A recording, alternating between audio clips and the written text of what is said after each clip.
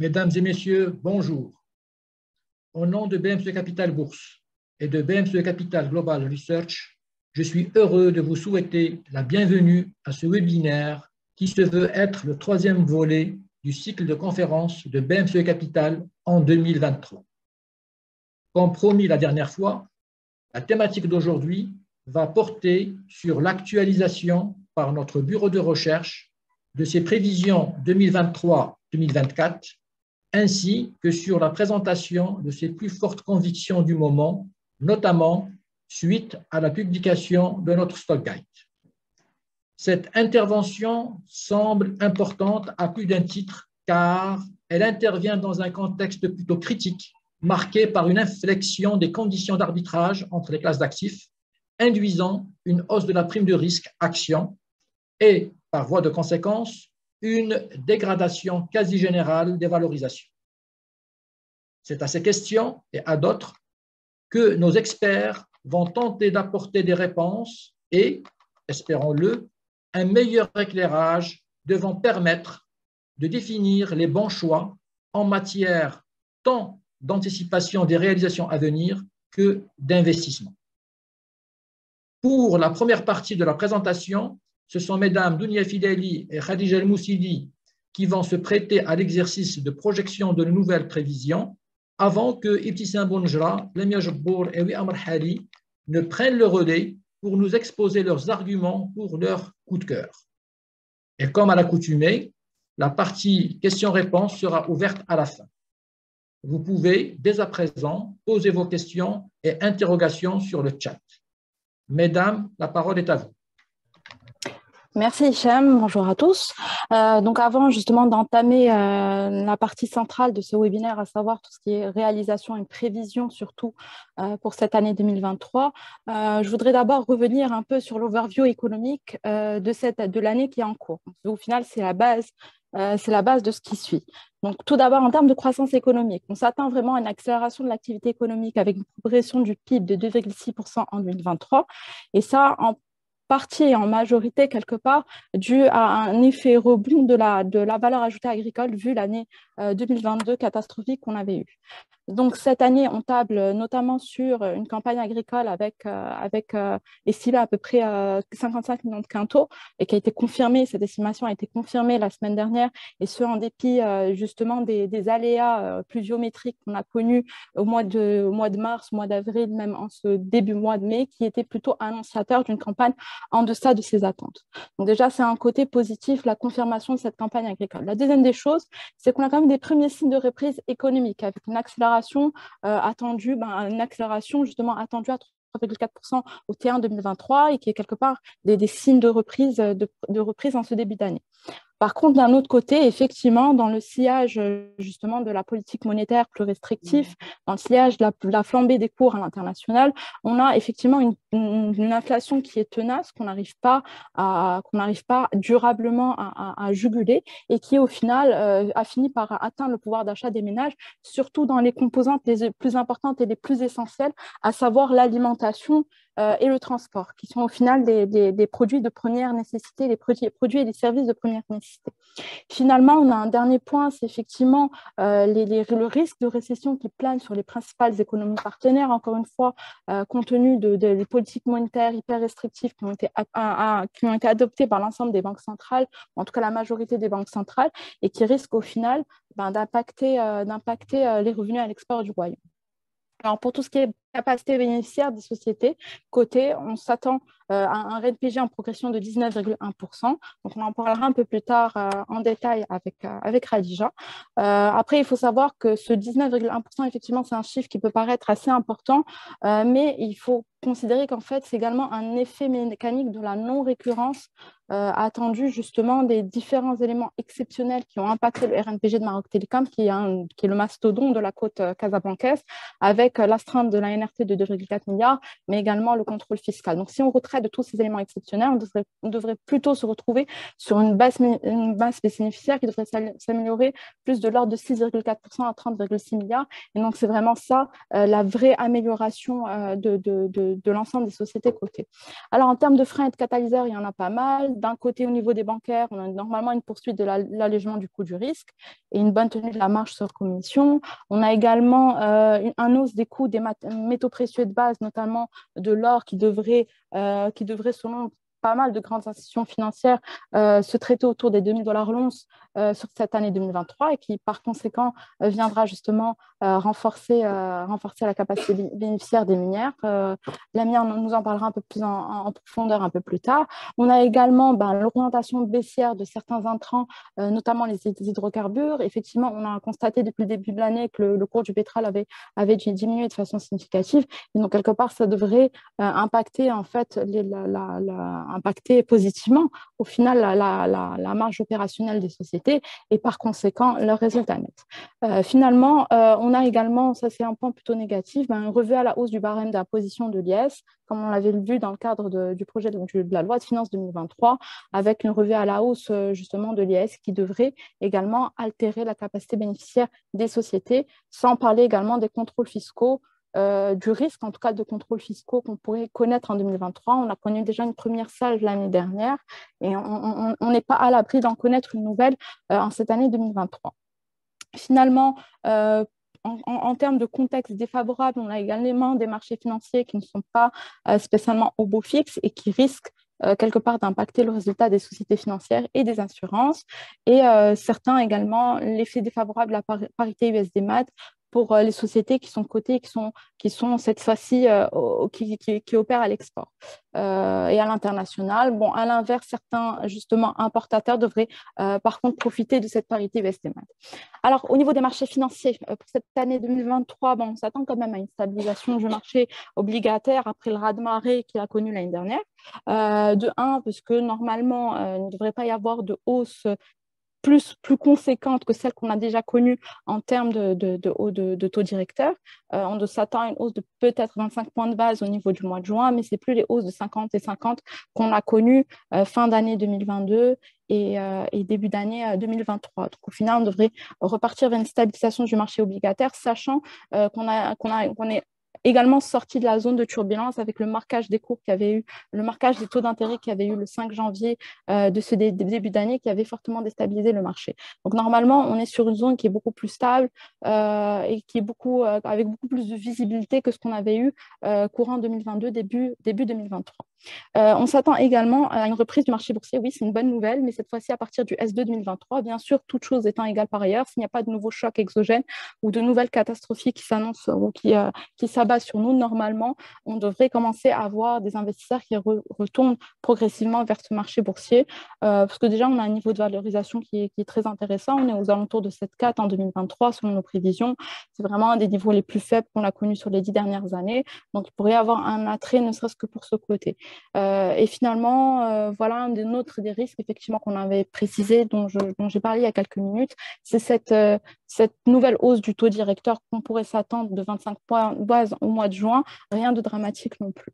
En termes d'arbitrage, action-obligation, et oui, là, on bascule carrément en zone favorable au marché obligataire, alors que ça fait plus de 5 ans que cet arbitrage se faisait davantage pour le marché action. Effectivement, on a un dividend yield qui est estimé à 3,9% en 2023, alors que les bons du Trésor 10 ans ont grimpé à plus de 4,7%, et ce qui a par conséquent induit un arbitrage en faveur de l'obligataire avec un spread négatif de 95 points de base. Alors voilà pour ce qui est de l'overview économique. Je vais faire un petit passage rapide, vraiment cette fois-ci sur les résultats full year 2022. Effectivement, on s'en est globalement relativement bien sorti pour cette année 2022 qui a été un vrai raz-de-marée sur plein de niveaux, avec le démarrage de la guerre en Ukraine, avec les politiques monétaires qui sont revues, qui ont été très restrictives, avec cette inflation galopante. Effectivement, on a une année 2022 très difficile et finalement, mine de rien, on s'est retrouvé avec des sociétés cotées qui ont été plus que résilientes, avec un chiffre d'affaires global qui était en hausse de 13,9%. Effectivement, il y a une partie qui est due à une inflation. Effectivement, les réalisations commerciales ont été peut-être un peu gonflées, surtout pour les industries, par cette part d'inflation. Mais au final, on s'en sort globalement plutôt bien. Alors, en termes de RNPG, effectivement, on est arrivé sur un RNPG global en baisse de moins 0,8%. Donc, il faut noter que ce passage justement du très positif au négatif est principalement dû, comme je l'ai déjà précisé, à Maroc Télécom et à tous les événements exceptionnels qui ont impacté Maroc Télécom, et que finalement, retraité de ce point, on serait sur une hausse de 6,4% à 30,6 milliards, ce qui est plutôt, excusez-moi, à 28,6 milliards, ce qui est plutôt une bonne chose. Donc, majoritairement, qui a contribué à cette capacité bénéficiaire, qui est venu contribuer en positif et négatif? Parlons d'abord du positif. Donc, comme je l'ai dit, les banques qui ont été un des locomotives de cette capacité bénéficiaire en 2022, avec une baisse du coût du risque qui est estimée à presque 1568 millions de dirhams. On a également les industries hors minières qui ont connu une hausse de leur top line de près de 1 milliard de dirhams. Quand je parle de hausse de la top line, c'est un effet prix positif, changement de périmètre pour d'autres, vrai dynamisme commercial sur certaines autres valeurs. On a ensuite les minières en tant que telles qui ont profité de la flambée du cours de l'or, qui ont également profité d'un effet prix périmètre plus qu'intéressant et qui ont permis de driver presque 20% de la capacité bénéficiaire en 2022. Et on a 15% qui est dû à différentes autres raisons, des résultats exceptionnels, du résultat non courant plutôt positif. Alors, en termes de contribution négative, cette fois-ci, on a effectivement l'astreinte de Maroc Télécom qui a joué à presque 50% sur justement la baisse de la capacité bénéficiaire. On a une baisse des marges généralisée, une baisse des marges surtout au niveau des industries et qui est parfaitement explicable par la flambée des intrants. On parle d'hydrocarbures, de matières premières, de divers matières premières. On a également, comme j'en ai parlé, une petite salve de redressement fiscaux qu'on a connus et qui ont joué à hauteur de 14% avec une Maroc Télécom et une Atlanta également. Et finalement, 5 autres pourcents qui sont dus, encore une fois, à d'autres événements. Donc, globalement, voici les différents éléments par rapport à cette année full year 2022 qui, comme je l'ai dit, on va dire que les sociétés cotées de la Bourse Casablanca s'en sont quand même tirées haut la main au vu du contexte et qu'elles ont affiché à réaliser un résultat plus qu'honorable. Donc, je passe la main directement à Khadija pour poursuivre cette fois-ci sur le forecast 2022-2023. Merci Dounia. Alors justement, dans la lignée de ton développement, la publication des réalisations 2022 nous a justement permis de revoir nos prévisions chiffrées pour les années 2023 et 2024 pour les valeurs de notre scope 40. Donc ce faisant, et en termes de capacité bénéficiaire, on table désormais sur une croissance à 2 chiffres du RNPG global, donc avec une hausse de près de 19% à 31 milliards de dirhams en 2023, contre à peu près 18% pour nos anciennes prévisions, et une hausse de près de 4% à 32 milliards de dirhams en 2024. Donc, dans le détail, c'est une hausse qui devrait être portée essentiellement par la bonne tenue du RNPG des industries, donc une bonne tenue qui est attribuable à 3 principaux éléments. Donc, le premier élément concerne la non-récurrence de l'astreinte qui a été imposée par l'ANRT à Maroc Télécom et qui est d'un montant de près de 2,45 milliards de dirhams, mais aussi du contrôle fiscal dont la société a fait l'objet et qui est d'à peu près 600 millions de dirhams. Le deuxième point concerne la croissance de la production de l'or en 2023 pour Managem, donc dans le cadre des acquisitions des actifs miniers qui ont été opérés au Sénégal, en Guinée et au Mali. Et c'est une croissance qui pourrait être éventuellement atténuée par une évolution défavorable de la parité USD-MAD. Et sinon, le dernier élément concerne le RNPG de Boissons du Maroc, qui devrait profiter d'une ascension projetée de son résultat non courant, compte tenu justement de la plus-value attendue sur cession de sa filiale EAE, qui est d'ailleurs propriétaire de la marque Ain Ifren. Donc ça, c'est pour les industries. Concernant les financières, et après 2 années qui ont été marquées par des croissances à 2 chiffres de leur capacité bénéficiaire, donc le RNPG devrait enregistrer une décélération de près de 3% à près de 11 milliards de dirhams, donc une décélération qui s'explique par une hausse limitée du PNB en raison justement de l'impact de l'augmentation du taux directeur sur la marge d'intérêt, mais aussi sur le résultat sur opération de marché. Par contre, ce qu'il faut savoir, c'est que c'est un impact qui devrait être atténué par la poursuite de la tendance baissière du coût du risque, donc après la pandémie. On devrait être sur une baisse aux alentours de 3% à 8,7 milliards de dirhams, donc ce qui correspond à un taux du coût du risque qui est de 0,9% en 2023, contre à peu près 1% en 2022. Ce qu'il faut savoir, c'est que c'est un niveau qui reste quand même supérieur par rapport au niveau normatif, qui est d'à peu près de 0,7%. Sinon, pour les assurances, donc leur capacité bénéficiaire en 2023 devrait s'apprécier de près de 7%, 1,5 milliard de dirhams, profitant notamment de la non-récurrence du contrôle fiscal d'Atlanta Sened qui a eu lieu en 2022 pour un impact de près de 90 millions de dirhams. Donc ça, c'est pour l'année 2023.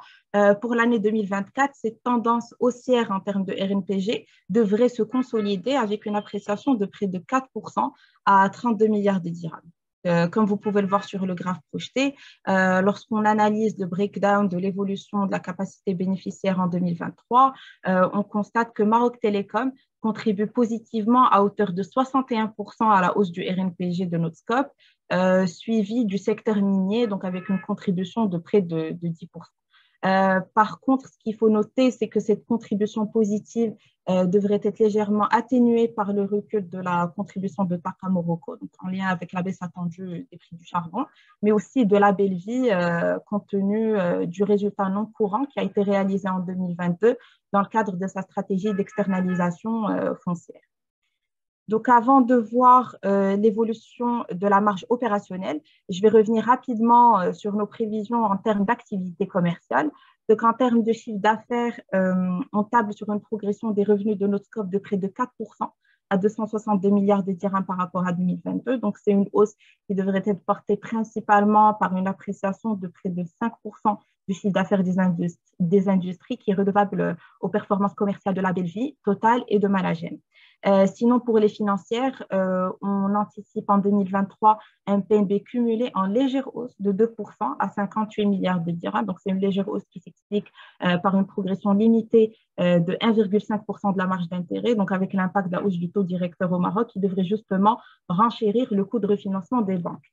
Et pour les assurances, les primes acquises nettes devraient s'apprécier de près de 5% à 21 milliards de dirhams. Donc, c'est une hausse qui intègre un ralentissement de la croissance du chiffre d'affaires non vie, donc avec une mauvaise tenue attendue des ventes automobiles, mais aussi une décélération du rythme de progression du chiffre d'affaires vie, donc avec un tassement attendu de l'activité épargne qui est liée justement à la révision du régime fiscal des produits d'assurance retraite.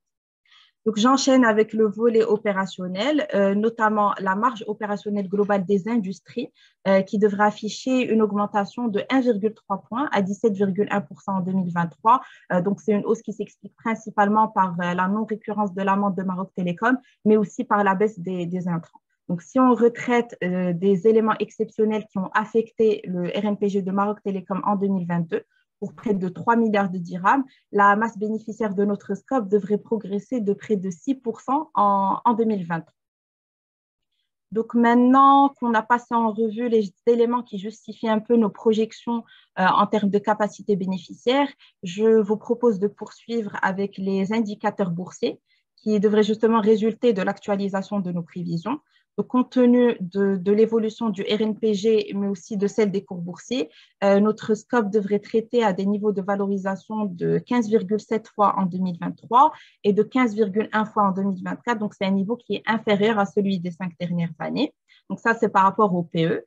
Sinon, par rapport au rendement, et tenant compte de l'hypothèse de l'amélioration de près de 19% du RNPG global en 2023, la masse des dividendes devrait augmenter de près de 13% à 20 milliards de dirhams. Donc, elle devrait être tirée principalement par l'augmentation de la distribution attendue de Maroc Télécom en raison justement de la non-récurrence de l'amende de la NRT qui devrait en principe favoriser le niveau de cash de l'opérateur. Donc, le dividend yield pour l'année 2023 devrait s'établir à 4,1% contre 3,5% en 2022. Sinon, pour l'année 2024, on table sur une progression de l'enveloppe globale de dividendes de 4% à 20,4 milliards de dirhams, ce qui devrait porter le dividend yield de notre scope à un niveau de 4,2%, contre 4,7% pour les BDT 10 ans, ce qui maintient pour le moment un arbitrage défavorable pour l'action. Alors, il y a un dernier point sur lequel j'aimerais revenir et qui porte sur les réalisations des sociétés cotées à fin mars 2023, qui sont d'ailleurs en cours de publication. Donc, les sociétés ont jusqu'au 31 mai pour publier leurs indicateurs à fin mars. Donc, à date, il y a 15 sociétés qui représentent à peu près 47% de la capitalisation boursière qui ont publié le résultat au T1 2023, donc avec un chiffre d'affaires global qui est en hausse de 8,4% à 30 milliards de dirhams, comparativement à la même période de l'année précédente. Sinon, il y a 4 sociétés uniquement qui ont communiqué leur RNPG, donc à savoir Tijari Wafa Bank, BCP, Maroc Télécom et TAQA, avec un RNPG qui ressent en quasi-stagnation par rapport à la même période de l'année précédente à 4,2 milliards. Donc, je vous rappelle juste que les sociétés ne sont pas obligées de communiquer leur capacité bénéficiaire à fin mars 2023. Donc, ce n'est pas une obligation de la MFC. Elles doivent juste communiquer leur chiffre d'affaires, leurs dettes et leur CAPEX. Donc, je pense avoir fait le tour de notre forecast. Je passe maintenant à notre sélection de valeurs pour l'année 2023 ou nos topics qui sont au nombre de 4, donc à savoir Marsa Maroc, Tonacid, Mutandis et Managem. Donc, sans plus tarder, je laisse la parole à Ptissem qui va vous présenter sa première valeur coup de cœur.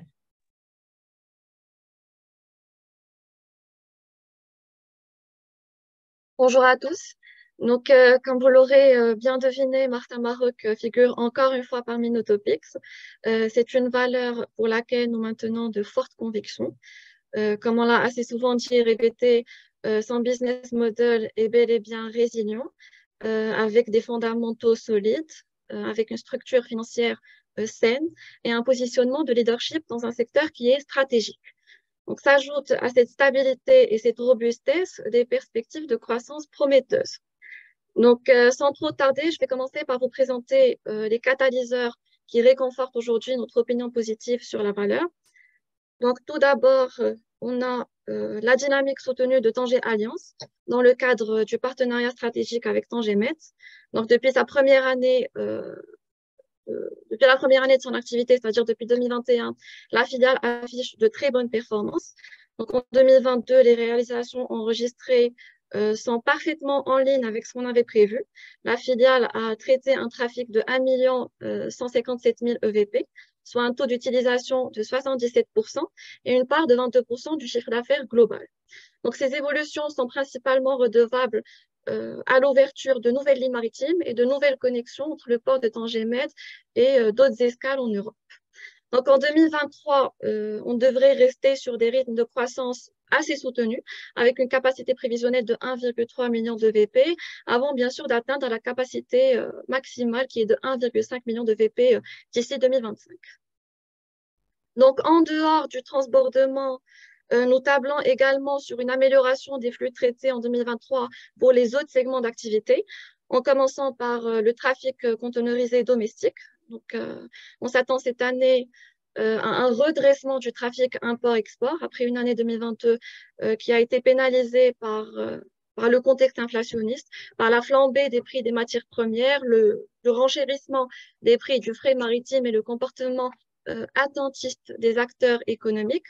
Donc, cette année, les statistiques de l'ANP à fin février affichent une reprise du conteneur domestique et ces tendances haussières auraient été maintenues même pour les mois de mars et avril également.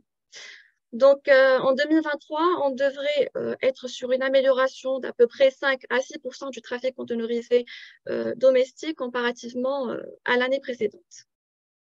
Alors, le segment des vracs solides, pour sa part, devrait être porté par le trafic du clinker et probablement celui des céréales, compte tenu d'une campagne agricole 2022-2023 qui pourrait être en deçà de nos attentes. Donc, par rapport au clinker, aujourd'hui, le marché marocain est en excédent et devrait exporter le surplus de production vers des destinations principalement africaines. Alors, pour le segment des vracs liquides, nous tablons aussi sur une amélioration, mais qui est moins importante que celle du conteneur et des vracs solides.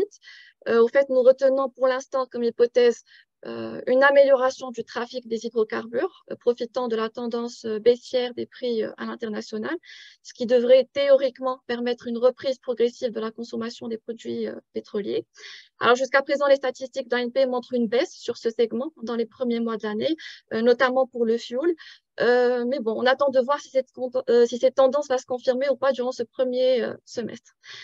Maintenant, même en cas de baisse sur les vracs liquides, ce qu'il faut noter, c'est que les segments qui pèsent le plus dans le business de Marsa, c'est le trafic conteneurisé, qui représente à lui seul près de 45% du trafic global, suivi du trafic des vracs solides. Et c'est justement ce modèle multitrafic et cette diversification des flux qui permet à Marsa de maintenir une sorte de stabilité et un équilibre, quel que soit le contexte économique. Alors, un autre point fort qu'on ne peut s'empêcher de mentionner, c'est la solidité de la performance financière de la société, qui se traduit par une bonne progression de l'EBITDA, avec un TCAM 2018-2021 de plus de 9% et un TCAM projeté de 10% entre 2022 et 2025. Alors, les marges EBE s'établissent également à des niveaux robustes, qui ont historiquement varié entre 41 et 48%, dépendamment du trafic manutentionné. Donc, pareil, sur le plan bilancier, nous avons une structure saine avec un gearing confortable qui est passé de 45% à fin 2021 à seulement 19% en 2022 pour des ratios de solvabilité satisfaisants avec un ratio dette nette sur EBE de seulement 0,3 fois. Alors, ce que je pourrais ajouter, je souhaiterais également rebondir sur le sujet de la distribution. Donc, pour 2022, nous avons été plutôt prudents dans nos prévisions, étant donné l'amenuisement des réserves distribuables. Donc, finalement, le DPA annoncé est de 8 dirhams, ce qui est supérieur à nos attentes de 7,2 dirhams, ce qui est un bon point pour les actionnaires de Marsa. Donc, finalement, la société n'a pas puisé dans les réserves, profitant d'une amélioration de sa capacité bénéficiaire en 2022. Donc, pour l'année 2023, on est cette fois-ci plus optimiste. Donc, nous tablons sur un DPA de 8,5 dirhams, compte tenu justement de la poursuite de l'amélioration des bénéfices de l'opérateur et des remontées de dividendes des filiales, notamment Tanger Alliance. Et en même temps, si on part sur une logique payante, on reste presque sur le même niveau de 2022, c'est-à-dire à peu près 93%. Donc, je vous propose maintenant de passer à la slide qui reprend les indicateurs financiers et boursiers. Donc, au volet boursier, la valeur trade aujourd'hui à un cours de 239 dirhams, soit une perf year-to-date de 10,7% contre 0,42% pour le marché. En effet, l'action a historiquement surperformé l'indice de référence, le MASI, même en période de crise. Donc, son PER, selon nos prévisions et sur la base du cours actuel, devrait s'établir à 19,4 fois en 2023 et à 16,9 fois en 2024, contre un PER de 30,8 fois en 2021 et un maximum historique de 47,6 fois au cours des 10 dernières années. Par rapport aux agrégats financiers, en 2023, Marsa Maroc devrait enregistrer des revenus consolidés en progression de 7,5% à 4 milliards 247 millions, tirés principalement, comme j'ai déjà précisé, par la bonne performance de l'activité de transbordement, par le redressement du trafic conteneurisé dans un contexte de baisse des prix du fret maritime et par la progression du trafic des vracs solides, notamment les exportations de clinker. Au volet opérationnel, l'opérateur devrait maintenir des marges robustes avec une amélioration d'à peu près 0,6 points à 35,1%, soutenue par la démarche d'amélioration continue de son efficacité opérationnelle. Alors, pour l'année 2024, l'opérateur devrait afficher un top line en bonification de 12% à 4 milliards 754 millions pour un RNPG en appréciation de 14,7% à 1 milliard 36 000 millions sous l'effet notamment d'une amélioration des flux portuaires portés notamment par un affermissement attendu du commerce international. Alors, passons maintenant à la slide qui reprend la valorisation de Marsa Maroc. Donc, nous nous sommes basés sur la méthode DCF et avons retenu comme hypothèse d'abord une prime de risque de 8,9%, un taux sans risque de 4,7%, un TCAM du chiffre d'affaires de 5,2% pour la période 2022-2032 et une marge EBITDA moyenne de 49% sur la même période.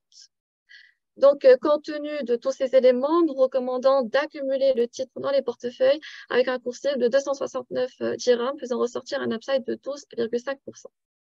Donc voilà pour Marsa, je donne la parole à William qui va enchaîner sur Sonacit.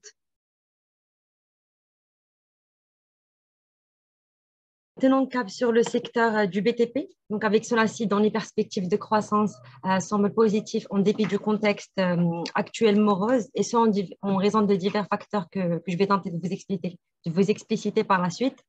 Donc, tout d'abord, ce qu'il faut rappeler, c'est que Solacide est une valeur de croissance qui répond donc à des caractéristiques de cette catégorie, à savoir un business plan ambitieux, des nouveaux projets en cours, mais aussi l'appartenance d'un secteur qui est porteur à terme. Solacide est aussi le leader sur le marché marocain, il faut bien le noter, avec une part de marché estimée à environ 40%, et a pu réaliser des performances commerciales qui sont très bien orientées, profitant d'une part d'un effet prix positif compte tenu de la forte flambée des prix des intrants, le contexte inflationniste, mais aussi, et ce en dépit d'un effet volume qui était défavorable, notamment au T4, et on a tous vu que les écoulements se sont repliés d'environ ou de près de moins de 10%. Et précisant que selon nos recoupements et par produit, les volumes de Solacide se contractent comme suit. Alors, une baisse des alentours de moins 6% à 500 millions de tonnes durant un béton, soit un niveau qui est très soutenable, et il faut mettre le point dessus comparativement à la contraction du marché de la construction, avec des ventes de ciment qui ressortent en baisse à moins 10,6% en termes de l'année 2022, mais aussi un recul de moins 30% du fil machine, s'expliquant par deux facteurs: la non-récurrence des exportations opérées en 2021, mais aussi la baisse de moins 13% à peu près des mises en chantier à fin 2022, et ce, principalement le segment des logements. Alors, compensé par l'effet prix, et il faut bien mettre l'accent dessus, la dynamique commerciale a été aussi accompagnée par une nette amélioration sur le volet opérationnel. Et ce, grâce à deux facteurs: d'une part, le renforcement de la compétitivité, mais aussi l'optimisation des coûts fixes et la croissance de nouveaux relais de développement qui s'inscrivent dans le cadre de la stratégie de diversification de Solacide. On cite, à titre d'exemple, la fibre d'acier verte, premier produit à forte valeur ajoutée qui a été lancé en décembre 2022 à Nador et qui a une capacité de production d'environ 20 000 tonnes par an.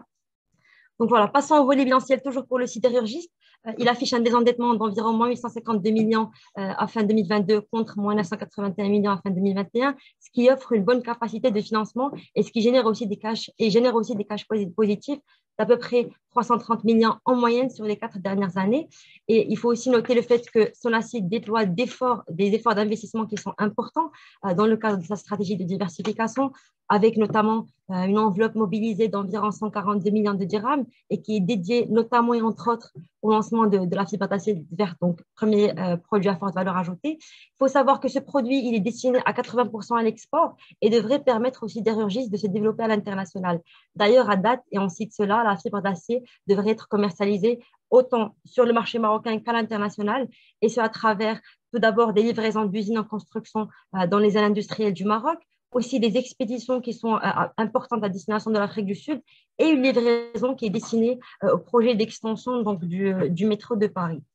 Alors, toujours en termes de perspective, mettons l'accent sur le fait qu'à horizon 2024, Solacide devrait lancer le prix contraint, une première pour le marché marocain, qui devrait générer en année pleine un chiffre d'affaires additionnel d'à peu près 160 millions de dirhams.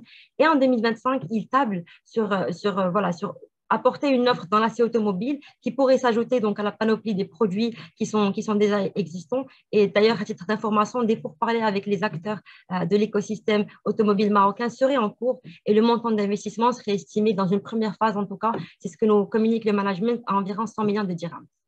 Donc, toujours pour Solacide et sur un autre registre cette fois-ci, pour améliorer son empreinte carbone et réduire sa facture énergétique, il faut savoir que Solacide devrait construire en 2023 2 parcs photovoltaïques à Nador avec une vision d'atteindre le seuil des 100% d'énergie renouvelable. À date, toujours à titre d'information, plus de 85%, il est important de dire, de la consommation électrique de Solacide est propre, et ce grâce entre autres au contrat d'énergie éolienne qui les lie avec l'Areva. Et cette fois-ci, en termes de perspectives sectorielles, dernier bloc de notre slide, la morosité actuelle n'a que trop tardé et il faut savoir qu'elle devrait laisser place dans les années à venir à une nouvelle impulsion qui est attendue de la consommation d'acier pour accompagner, entre autres, la dynamique de développement du Royaume, du Maroc, qui est axée sur des projets d'infrastructures de grande envergure. Et là, je citerai la construction des ports de Nador et de Dakhla Atlantique, ou encore la construction des 20 barrages qui est prévue dans le cadre du programme national du ministère pour les années 2020-2027. Une reprise du marché immobilier aussi, et il faut le noter, serait également attendue à partir des années 2024-2025, et ce serait principalement tiré par la mise en place d'aides au logement. Donc, passons à la slide suivante. Donc, pour le sidérurgiste, et cette fois-ci abordons le volet des agrégats boursiers. Il faut savoir que la valeur aujourd'hui, elle traite à un cours de 590 dirhams. Elle devrait afficher en 2023 un PER qui est très intéressant de 22,8 fois. Et en termes de prévisions chiffrées, cette fois-ci, on table et elle devrait enregistrer en 2023 un chiffre d'affaires qui est en légère baisse de 1,4% et qui intègre principalement un effet volume négatif de moins 2,4%. Et donc, par rapport à la capacité bénéficiaire, ou plus précisément au RNPG, on table sur une hausse d'environ 15% à 98 millions de dirhams, ce qui fixera notre marge nette à 2,1% contre, et on le rappelle, 1,8% en 2022. Donc, dernière slide pour le sidérurgiste et pour ce secteur-là. Il faut savoir que dans le cadre de notre DCF et de notre travail de valorisation, on a déjà retenu comme hypothèse une prime de risque d'environ 8,9%, un taux sans risque de 4,7%, un TCAM du chiffre d'affaires de 3% et une marge EBITDA moyenne de 7,9% pour la même période. Alors, en termes de warning, il faut mettre l'accent sur le fait qu'on n'écarte pas la dépendance aux importations de ferraille et à la volatilité des cours de l'acier à l'échelle internationale, bien sûr. Et on relève également la fin des mesures de sauvegarde, et il faut appuyer dessus, la fin des mesures de sauvegarde qui sera applicable au rang à béton, Cofield Machine, et qui devrait donc abolir ce système de quotas actuel qui existe et qui protège in fine le secteur sidérurgiste marocain, et aussi un autre facteur, à savoir l'impact de la hausse des taux d'intérêt sur l'activité sectorielle. Donc voilà, compte tenu de ces éléments-là, nous aboutissons à un cours cible de 724 dirhams, soit un upside de 24% par rapport au cours actuel, induisant alors un PE cible de 22,6 et de 17,7 en 2024, 2023, 2024 respectivement, d'où notre recommandation d'acheter le titre Sonacid. Ce sera tout pour Sonacid. Maintenant, on passe à Mutandis avec Tissam.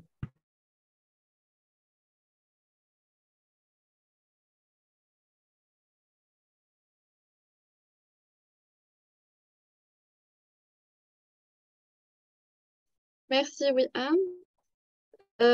J'enchaîne sur Mutandis. C'est une mid-cap qui présente également une panoplie d'atouts et de perspectives de croissance. Donc, le premier point fort de Mutandis, c'est sa stratégie de diversification. La société est dotée d'un portefeuille de produits diversifiés, dont on a des détergents, des jus de fruits, des produits de la mer, des bouteilles alimentaires, etc. Et bien sûr, avec des marques à forte notoriété. Donc, cette stratégie est d'autant plus renforcée par le positionnement d'opérateurs à la fois sur d'autres marchés et sur d'autres produits, avec notamment l'intégration de nouveaux segments dans l'activité eau et aussi avec une exposition grandissante à l'export qui représente aujourd'hui près de 50% du business. Alors, ce qu'il faut noter aussi, c'est que la société s'est engagée ces dernières années dans un double pari de croissance, avec le lancement à la fois de projets de croissance organique et externe, avec une ambition de doubler la taille du groupe à moyen terme.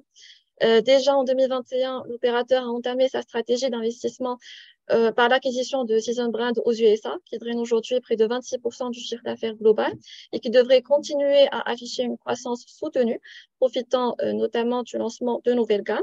En effet, la société est aujourd'hui spécialisée dans les conserves de sardines haut de gamme, mais le groupe envisage de compléter son offre avec l'introduction d'une gamme en low cost et avec le déploiement de nouveaux produits, sachant que Mutandis prévoit à terme d'étendre la marque hors du seafood. Alors, toujours au volet des projets de croissance externe, Mutandis devrait finaliser l'acquisition de la filiale euro-africaine des eaux, qui est propriétaire de la marque ANF1 d'ici le 30 juin de cette année. Cela devrait permettre au groupe de renforcer son pôle boisson avec un chiffre d'affaires additionnel de 250 millions de dirhams et avec une distribution spécialisée tirant profit d'une synergie opérationnelle entre les deux gammes jus et eau, notamment à travers un circuit de distribution commun intégrant les CHR, les épiceries et les opérateurs de grande distribution. Alors, au volet des investissements en Greenfield, le groupe est engagé dans une enveloppe budgétaire de près de 350 millions de dirhams et devrait connaître en 2023 le lancement des 3 usines de Bolship, à savoir une qui est spécialisée dans les détergents, dont le démarrage est prévu au cours de ce premier semestre, avec un objectif d'augmenter la capacité de production de l'ancienne unité qui est arrivée à saturation. On a une deuxième usine qui est dédiée à la gamme jus de fruits, qui devrait entrer en service également au S1, en remplacement de celle de Kenitra, en vue d'améliorer les marges sur ce segment. Et enfin, la troisième usine est spécialisée dans l'hygiène corporelle, dont le démarrage est prévu au T4, en commençant par une gamme de shampoings avant d'intégrer les savons et les gels douche qui devraient être lancés en 2024. Concernant l'usine des tartinables de sardines et hydrolysat, le groupe aurait obtenu l'autorisation de construction, selon les informations qu'on a eues de la part du management, pour un démarrage qui est prévu au deuxième semestre de 2024. Donc, ces investissements devraient permettre à Metandis, en tant que profil croissance, de drainer des flux additionnels et de renforcer ses parts de marché. Alors, sur un autre registre, je souhaiterais souligner un autre point fort de Metandis, c'est la régularité de sa politique de distribution, ce qui en fait à la fois une valeur de croissance et de rendement. Donc, l'opérateur distribue un DPA stable de 8,5 dirhams depuis 2019, avec un dividende yield de 3,9% en 2022, contre un rendement moyen de 3,4% pour le marché. Alors, ce qu'il faut savoir, c'est que la société a un objectif d'augmenter son enveloppe de distribution à terme. Donc, une fois les projets de croissance concrétisés, l'opérateur devrait revenir à des CAPEX normatifs avec un désendettement graduel et un objectif de porter le DPA à 11 dirhams par action. Donc, en attendant d'en arriver à ce stade, ce qu'on pourrait citer aujourd'hui par rapport aux enjeux, c'est la situation d'endettement de la société, avec un endettement net de 814 millions de dirhams en 2022 contre un niveau de 773 millions de dirhams à fin 2021. Soit un gearing de 61,3%. Et ce niveau, bien sûr, devrait s'alourdir davantage avec l'acquisition de AE qui serait, selon le management, entièrement financé par la dette. Alors, passons maintenant aux indicateurs financiers et boursiers. Donc, au volet boursier, la valeur trade aujourd'hui à un cours de 232 dirhams l'action, soit une perte year-to-date de 6,4%, contre 0,42% pour le marché. Donc, son PE, selon nos prévisions et sur la base du cours actuel, devrait s'établir à 18,5 fois en 2023 et à 15,8 fois en 2024, contre un PE de 33,1 fois en 2021. Par rapport aux agrégats financiers, donc Metandis devrait enregistrer en 2023 un top line en appréciation d'à peu près 17% à 2,721 milliards, soutenu notamment par le chiffre d'affaires additionnel devant être drainé par la filiale EAE et par une amélioration escomptée des revenus de l'ensemble des activités tirant profit de l'effet favorable de l'ajustement à la hausse des prix de vente en 2022. Donc, au volet opérationnel, nous tablons sur des marges BE en quasi-stagnation à 11,6% contre 11,5% comparativement à l'exercice précédent, compte tenu d'une stabilisation attendue des prix de vente selon le management. Donc, pour sa part, le RNPG devrait s'apprécier de 16% à 115 millions de dirhams. En 2024, nous escomptons une progression d'à peu près 7% du chiffre d'affaires consolidé, tiré principalement par la poursuite attendue de la croissance de l'activité du groupe aux USA et par l'effet volume favorable sur les principaux segments tirant profit notamment du démarrage des nouvelles usines. Alors, pour la valorisation maintenant du groupe Metandis, donc encore une fois, nous nous sommes basés sur la méthode DCF et avons retenu comme hypothèse toujours une prime de risque de 8,9%, un taux sans risque de 4,7%, un TCAM du chiffre d'affaires de 4,5% sur la période 2022-2032 et une marge EBITDA moyenne de 14,3% sur la même période 2022-2032. Alors, en termes de risque de valorisation, nous retenons en plus de la situation d'endettement, une sensibilité à la fluctuation des matières premières et de la parité USD-MAD et un risque opérationnel relatif à la mise en place des process de fabrication pour les nouvelles usines. Donc, compte tenu des éléments précités, nous recommandons d'accumuler le titre Metandis dans les portefeuilles avec un cours cible de 261 dirhams, faisant ressortir un upside d'à peu près 12%. Voilà, ça sera tout pour Metandis. Je donne maintenant la parole à Lamia qui va vous présenter la dernière valeur. Bonjour à tous. Nous allons nous pencher à présent sur la valeur Managem qui a connu une année exceptionnelle, tant au niveau des revenus générés que de la profitabilité, profitant de la forte croissance de la production de l'or, laquelle a été significativement renforcée de plus de 39% et de l'appréciation de la parité de change USD-MAD de plus de 13%. Les axes stratégiques de développement du groupe ont rehaussé notre intérêt pour la valeur qui, de par son portefeuille diversifié, équilibré et à fort potentiel de croissance, mixant les métaux de base, le cobalt, le cuivre, le plomb et le zinc, ainsi que les métaux précieux, l'or et l'argent, devraient assurer une croissance régulière et une création de valeur durable lui permettant de concrétiser son pipeline de projets. Parmi les principaux drivers qui confortent notre position sur la valeur, on peut citer l'expertise acquise par le groupe dans la valorisation et le développement des gisements aurifères en Afrique qui devrait lui permettre de renforcer son rôle de leader régional dans l'activité or. Cette activité a commencé à monter en puissance dès 2015 et génère actuellement 42,5% du chiffre d'affaires du groupe à fin 2022 et devrait également continuer de progresser dans les années à venir grâce à plusieurs projets de grande envergure, notamment la mine de Trika en Guinée qui a fortement contribué à la hausse de la production de l'or pour sa première année complète de production en 2022 et avec un effet volume de plus de 1 milliard 42 millions de dirhams. La mine de Gabgaba au Soudan qui a connu une extension de capacité à 1,6 million de tonnes par an et qui en principe devrait élargir encore davantage le niveau de ses installations après l'entrée dans son capital du partenaire chinois Wanbao et le projet aurifère d'Eteke au Gabon pour lequel le groupe a obtenu le permis d'exploitation en 2022 pour un domaine minier couvrant une superficie de 1408 km². On cite également le projet cuprifère de Tizet dans la province de Taloudant, avec des réserves géologiques estimées à environ 925 000 tonnes métal de cuivre et dont la construction a démarré en 2020.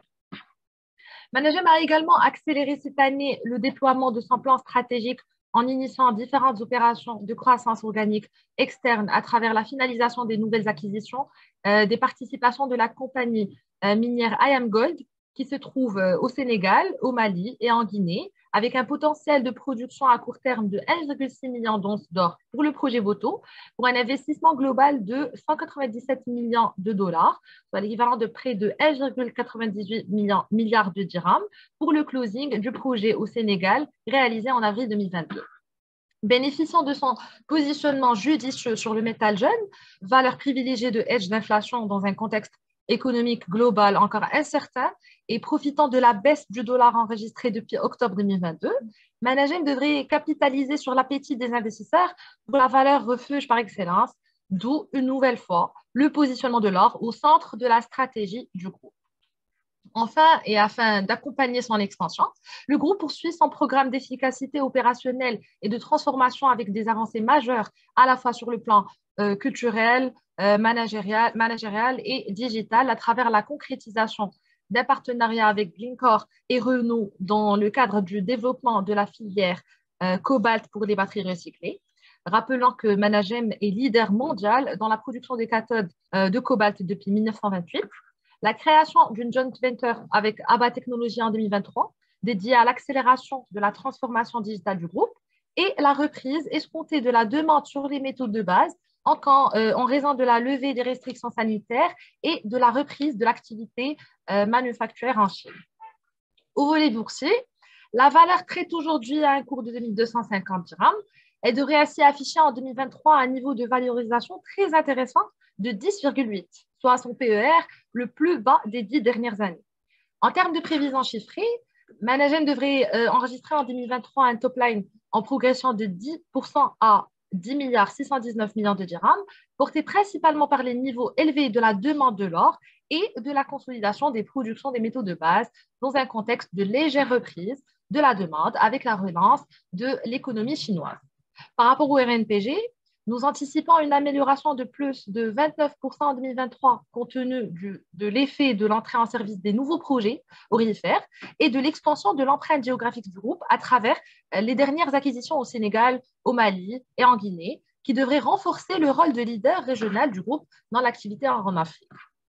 Pour la valorisation du groupe Managem, nous nous sommes basés sur la méthode DCF et avons retenu comme hypothèse une prime de risque de 8,9%, un taux sans risque de 4,7%, un TCAM du chiffre d'affaires pour la période allant de 2023 à 2032 de plus 5,2% et une marge EBITDA moyenne de 25,4% sur la même période. Compte tenu des éléments précités, nous recommandons d'accumuler le titre dans les portefeuilles avec un cours cible de 2632, faisant ressortir un upside de plus 17% par rapport au cours du 19/5/2023. En termes de warning, nous relevons l'instabilité politique dans certains pays où Managem est présente, notamment le Soudan, et dont les incidents en 2023 ont impacté les activités de production du groupe qui détient plus de 65% de la mine d'or de Wadi Gabgaba. La volatilité des cours des minerais et des métaux sur les marchés internationaux ainsi que le redressement laborieux de SMI aujourd'hui en rémission financière en attendant une éventuelle découverte d'un nouveau gisement argentifère de qualité. L'exposition également au risque de change en 2023, puisque notons que l'évolution de la parité de change USD-MAT est défavorable à date, elle est de moins 3,1%. Et enfin, on peut citer aussi le risque de maintien des cours de cuivre à des niveaux bas en cas de persistance de la crise immobilière chinoise. Donc voilà, ce sera tout pour Managem. Je donne la parole à Hicham pour la session questions-réponses. Merci à Lamia et à toute l'équipe pour cette excellente présentation. Alors, mesdames et messieurs, comme vient de dire Lamia, je vous annonce l'ouverture de la séance des questions-réponses. Nous espérons que vous allez être nombreux à nous poser des questions. Le chat est à votre disposition. Donc, nous sommes dans l'attente d'avoir les premières questions.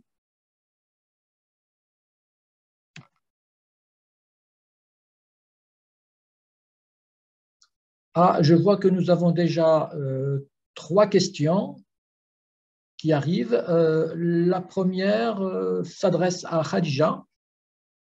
Il me semble qu'elle reprend un sujet qui a déjà été présenté auparavant. Elle nous interpelle sur le fait que si nous pensions que la marge d'intérêt des banques devrait plutôt baisser. Alors, par rapport à la marge d'intérêt, donc, comme je l'ai dit tout à l'heure, l'impact de la hausse du taux directeur sur ce poste devrait conduire à une décélération de sa croissance sur l'année 2023, avec peut-être, et je dis bien peut-être, une baisse sur le S1. Par contre, c'est un impact qui devrait s'atténuer graduellement sur l'année du fait justement du renouvellement progressif du portefeuille de crédit à des taux qui vont être beaucoup plus élevés. Donc, voilà.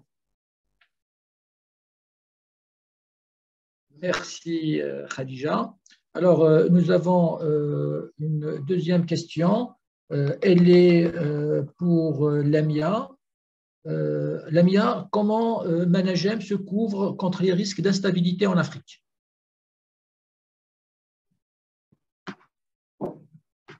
Merci Hicham. Donc, comme on a mentionné, la situation politique et sécuritaire en Afrique reste assez imprévisible comparée à d'autres régions.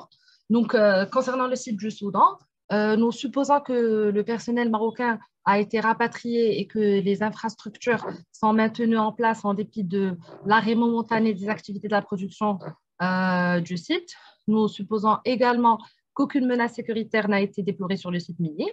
Mais on peut dire que, de façon générale, Managem compte sur 2 garanties. Premièrement, son partenariat avec Norin Mining Group, Selex Wanbao, qui est un groupe minier chinois détenu par l'armée chinoise dont la sauvegarde des intérêts semble évidente.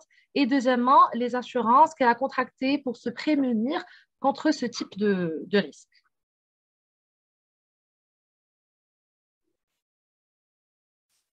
Merci Lamia.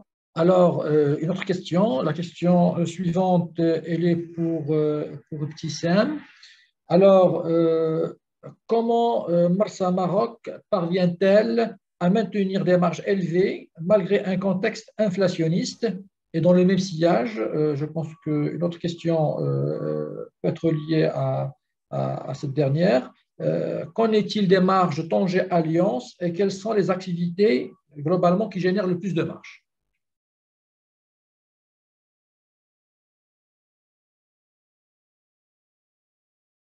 Oui, Hicham. Alors, ce qu'il faut savoir, c'est que pour Marsa Maroc, il s'agit d'une industrie essentiellement à coût fixe. Si on analyse la structure des charges de Marsa, on va retrouver des charges telles que les dépenses de salaire, les charges de maintenance, les redevances de concession et des charges externes. Donc, la plupart de ces éléments ne sont pas corrélés à l'évolution du taux d'inflation, à part bien sûr le volet charges externes qui est lié à tout ce qui est énergie, tout ce qui est maintenance des équipements et qui subit bien sûr l'impact de la hausse des intrants tels que les hydrocarbures et tout ce qui est matériaux pour les machines. Et ce qu'il faut noter, c'est que le poids de ces charges variables reste quand même faible par rapport au total des charges d'exploitation, ce qui explique la capacité de Marsa à maintenir ses marges à des niveaux historiquement élevés, quel que soit le contexte. Alors, par rapport à Tanger Alliance, ou plutôt par rapport aux marges par type de trafic, alors effectivement, on n'est pas sur les mêmes niveaux de marge, pour la simple raison que les différents segments n'impliquent pas les mêmes tarifs ni les mêmes moyens de manutention.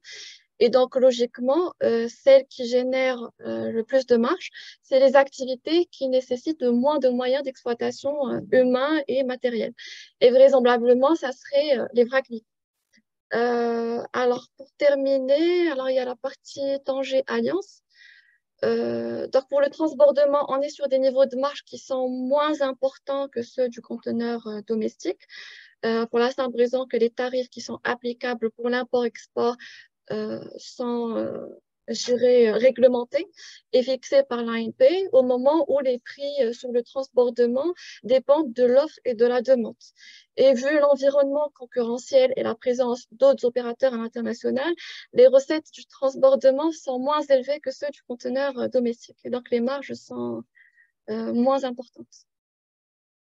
Donc voilà, j'espère que ça répond aux questions. Parfaitement, Tissem, du moins j'espère. Alors, la question suivante, je pense qu'on va revenir vers Khadija. Khadija, comment devrait évoluer le résultat sur opération de marché en 2023 pour le secteur bancaire? En termes de prévision, on s'attend à un recul aux alentours de 3% du résultat sur opération de marché. C'est une baisse qui devrait s'expliquer par l'impact d'éventuelles hausses du taux directeur et qui devrait aussi être atténuée d'ici la fin de l'année du fait du lissage vers le haut du rendement du portefeuille de placement. Par contre, ce qu'il faut savoir, c'est que c'est un impact qui devrait être plus marqué sur le T1, en raison justement du marquage des taux qui a été opéré en janvier et qui a été induit par la mise en place d'un nouveau modèle de calcul. D'ailleurs, on l'a vu au niveau des réalisations de BCP à fin mars 2023. Donc, la banque a affiché un résultat sur opération de marché qui est en repli de près de 70%. Donc, on voit clairement que l'impact est beaucoup plus prononcé sur le T1. Donc, voilà, j'espère que ça répond à la question.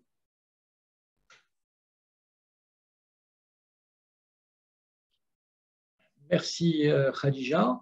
Alors nous avons aussi une autre question. Alors celle-là, elle concerne SNEP.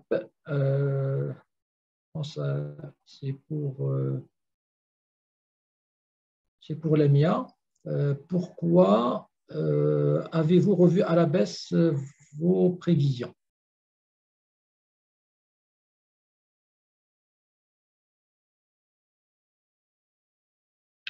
Donc, effectivement, Hicham, on a revu nos prévisions pour la valeur SNEP en raison principalement de la baisse de la demande des PVC, en raison de la hausse des coûts des intrants. Donc, on est sur un effet ciseau sur les prix de vente et la forte volatilité des devises.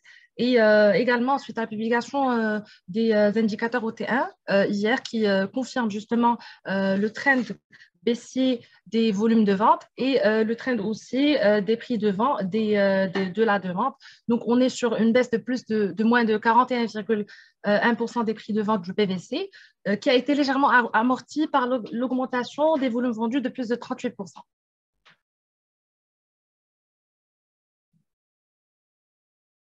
Merci, Lamia. Alors, nous avons une question, je pense, pour Wim. Comment Sonacide devrait faire face au risque d'approvisionnement de la ferraille?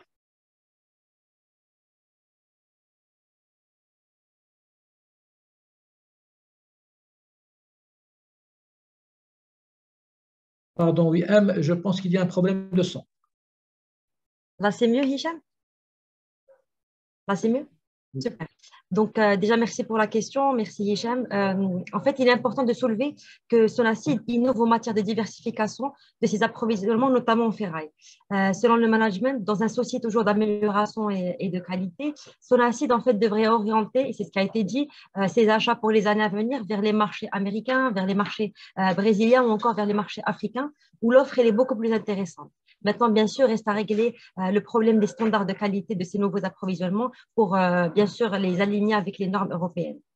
Et aussi, en fait, en parlant de ce sujet-là, un autre point sur lequel on devrait mettre l'accent, c'est le fait que Sonacid tire profit également du recyclage de la ferraille avec des projets de démantèlement d'usines. Il faut savoir que c'est le premier recycleur national et que l'activité de recyclage en fait, de la ferraille et de revalorisation aussi des déchets, et là je cite par exemple l'aluminium, cuivre ou encore le zinc, des processus de fabrication ont contribué à près de 10% de son chiffre d'affaires exporté en 2022. Donc voilà, j'espère avoir répondu à la question. Merci, Lamia. Alors, je pense que nous avons deux questions pour Lamia. Alors, la première revient sur SNEP. Pourquoi vous avez revu à la baisse la valorisation cette fois-ci? La valorisation a été revue à la baisse. Et la deuxième question concerne les métaux précieux et les métaux de base. Quelle serait la tendance des cours en 2023? Merci Hicham. Donc pour la première question de SNEP, je pense que on a déjà répondu à la question. Donc je passe directement à la tendance des cours des métaux de base pour l'exercice 2023. Donc en ce qui concerne les métaux précieux, et après avoir clairement joué le rôle de valeur refuge en 2022, les marchés tablent globalement sur une année 2023 haussière pour l'or, avec comme principaux facteurs de soutien l'affaiblissement du dollar, les perspectives accrues de récession, la poursuite des tensions géopolitiques mondiales également. Les grandes banques d'affaires tablent sur une moyenne du cours de l'or qui varie entre 1830 $ et 1860 pour l'année 2023, puis 1770 pour l'exercice 2024. S'agissant de l'argent, la demande globale a augmenté de plus de 15% par rapport à l'exercice 2021 et les cours devraient enregistrer des gains importants reflétant la reprise continue de la demande industrielle, particulièrement en cas de confirmation de la reprise de l'activité manufacturière en Chine.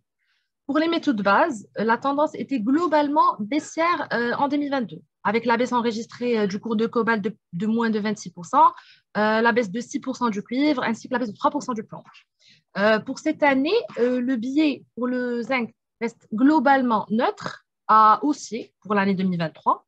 Donc, pareil pour l'année 2022 avec la hausse enregistrée de plus de 16%, alors que l'offre du plomb devrait augmenter légèrement avec l'atténuation de l'impact de la pandémie en Chine sur la production du pays.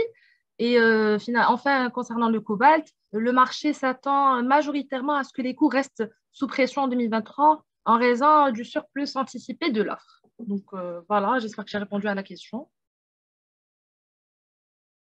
Lamia, s'il te plaît, reste avec nous. Alors, il y a une autre question sur Total Maroc.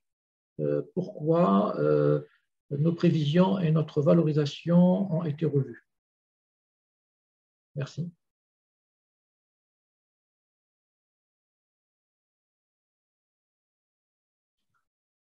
Merci Hicham. Donc pour Total, certes on a revu nos prévisions à la baisse et c'est dû principalement à la baisse des cours du pétrole qu'on enregistre en year-to-date à moins de 6,3% pour le Brent, à moins de 11,8% pour le WTI. Donc ils peuvent induire un effet de stock pénalisant. De plus, on note que sur l'exercice 2022, les niveaux des cours internationaux ont été élevés et ça a impacté clairement la capacité bénéficiaire de l'opérateur.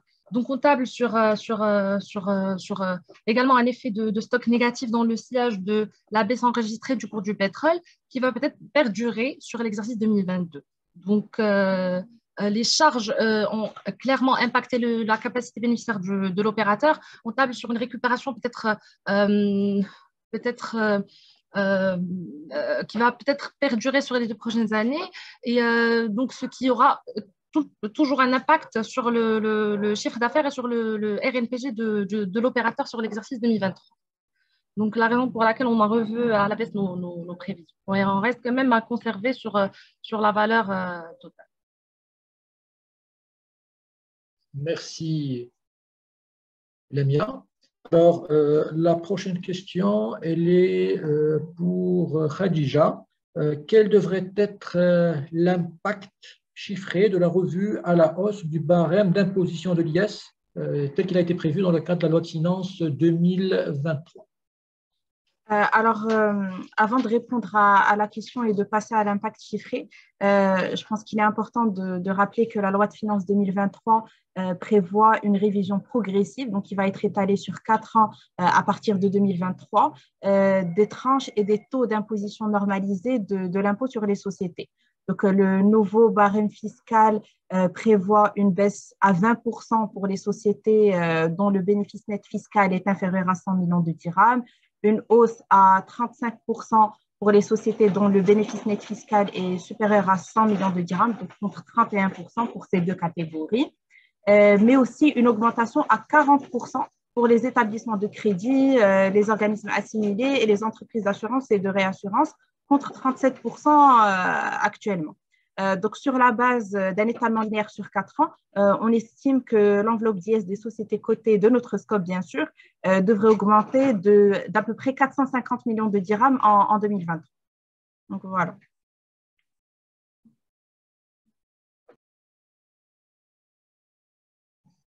Très clair, Khadija. Alors, nous avons peut-être 2 questions à adresser à Wim. La première sur notre perception des cimenteries, des perspectives des cimenteries, et la deuxième sur si on a intégré l'arrivée d'un nouvel opérateur dans le rang abétant dans nos prévisions pour son acide. Oui. Merci Hicham. Donc, merci pour la question. Alors déjà, pour commencer par la première, pour le secteur cimentier, faut savoir que dans le meilleur des cas, pour l'année 2023, on s'attend à une stabilisation du chiffre d'affaires, vu que même si le secteur immobilier reprend petit à petit, ça ne prendra que quelques mois pour que les ventes de ciment reprennent, donc avec l'effet décalage entre les deux. Maintenant, pour les l'EBITDA, on table certes sur une amélioration, toujours dans le sillage de la baisse des coûts du pétrole et donc des coûts des intrants, notamment le petcoke, principal intrant dans la fabrication. Et pour 2024, par contre, on s'attend plus à une reprise qui serait attendue et qui accompagne in fine la mesure d'aide au logement qui sera mise en place, toujours bien sûr avec l'effet de décalage entre secteur immobilier et secteur cimentier, donc à prendre en considération. Deuxième question par rapport à Riva Industries. Il faut savoir que Riva Industries opère déjà depuis 2 ou 3 ans et que Solacide il fait déjà face, donc c'est éventuellement déjà intégré. Voilà, j'espère avoir répondu aux questions. Merci Wim. Alors, la question suivante est pour Lamia. Que pensez-vous des perspectives de SMI?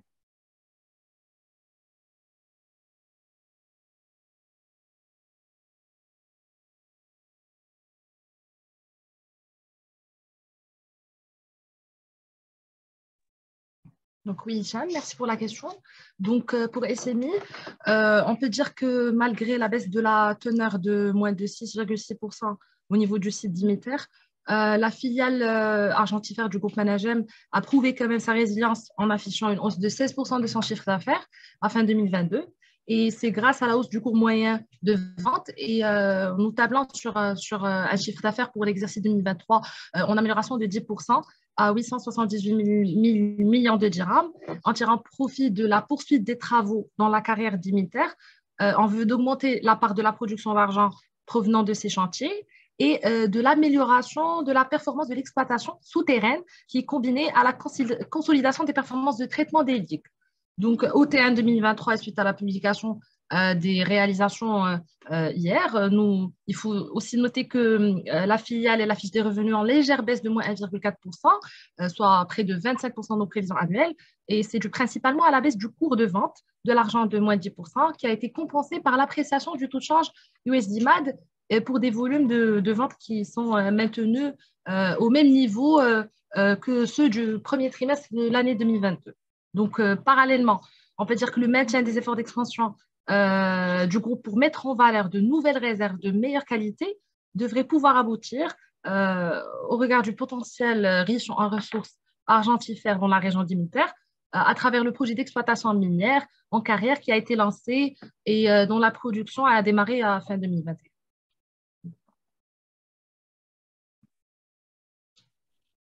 Merci Lamia.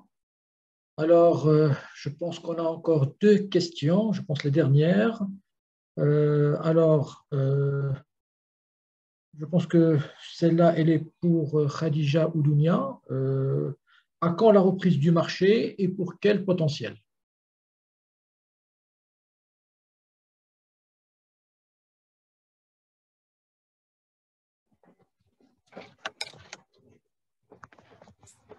Alors, pour la reprise du marché, comme déjà précisé, on s'attend à une reprise du marché à partir du deuxième semestre 2023.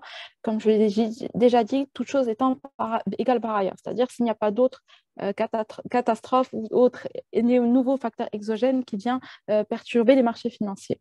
Donc, les investisseurs devraient, selon nous, déjà commencer à revenir progressivement sur le marché boursier parce que d'une part, ils sont rassurés par la capacité de résilience des sociétés cotées, comme on a déjà parlé, qui sont parvenues à afficher des réalisations plus qu'honorables en 2022, compte tenu du contexte non seulement économique et financier plus que compliqué, mais également parce que en fait, on a davantage de visibilité par rapport à l'évolution du taux directeur comparativement à quelques mois auparavant. On sait que normalement, il devrait y avoir peut-être une hausse ou une stabilité de plus 25 points de base au niveau du mois de juin et qu'on devrait rester plus ou moins sur une stabilité du taux directeur. Donc, compte tenu de ça et du niveau de valorisation plus qu'intéressant que j'ai déjà mentionné, il est aux alentours de près de 16 fois, 17 fois, et c'est vraiment le niveau le plus bas des 10 dernières années. Donc, on devrait, à partir du S2 2023, commencer à voir les investisseurs réinvestir un marché boursier qu'ils avaient boudé depuis un certain temps. Merci Dounia.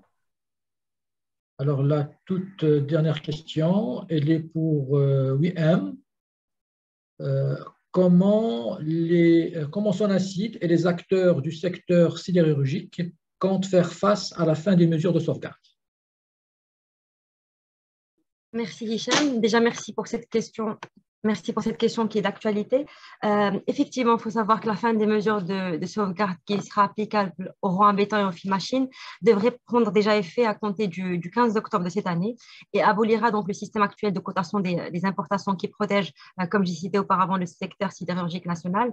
Maintenant, l'aspect positif à retenir et à mettre l'accent dessus, c'est que la Turquie, principal fournisseur des importateurs marocains, serait davantage neutralisé suite à la renégociation de l'accord de libre-échange qui met dorénavant les aciers longs, il faut le dire, dans la liste négative, impliquant l'application donc d'un taux équivalent à 90% du droit d'importation, soit à peu près 36% selon le taux actuel, et ce sera pour une durée de 5 ans post fin des mesures de sauvegarde.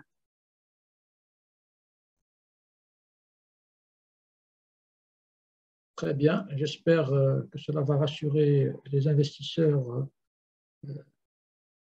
concernés par ce secteur. Alors, mesdames et messieurs, après ce débat riche et animé, je suis dans le regret de vous annoncer que nous avons épuisé tout le temps consacré à ce webinaire, et peut-être même bien au-delà. Merci beaucoup d'avoir été nombreux à interagir avec nous. Nous espérons avoir comblé vos attentes. Sinon, nous restons à votre disposition pour répondre à toute autre question, même à celles auxquelles on n'a pas encore répondu sur le sujet d'aujourd'hui. Nos canaux vous restent ouverts, notamment si vous souhaitez visionner à nouveau ce webinaire qui sera accessible sous peu en replay sur notre plateforme bmccapitalglobalresearch.com. Encore merci et au prochain rendez-vous avec BMC Capital.